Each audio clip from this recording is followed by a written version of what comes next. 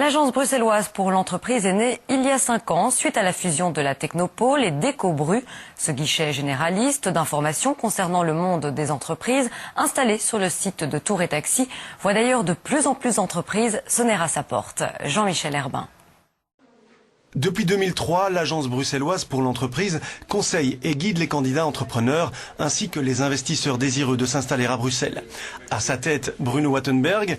50 personnes travaillent avec lui pour le développement économique de la capitale. Alors le rôle de l'ABE, c'est d'être l'interlocuteur public de ceux qui entreprennent à Bruxelles. Donc très clairement, pouvoir délivrer de l'information, mais faire plus que ça, pouvoir accompagner dans des matières très précises comme le financement, l'accès aux aides publiques, et alors aussi pouvoir guider l'entrepreneur dans le dédale des possibilités qui existent de consolider son projet d'entreprise. L'organisme pararégional est aujourd'hui bien connu des PME. L'année dernière, 10 000 nouvelles entreprises ont fait appel à son expertise.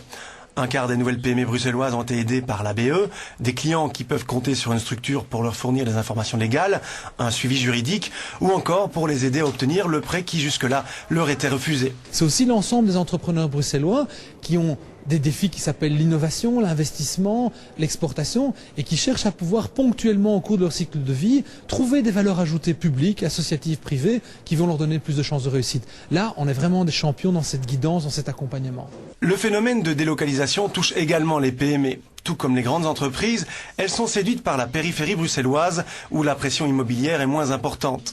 Je crois que l'économie bruxelloise va extrêmement bien et qu'il faut accepter de pouvoir ponctuellement perdre des moyennes entreprises ou des grandes entreprises.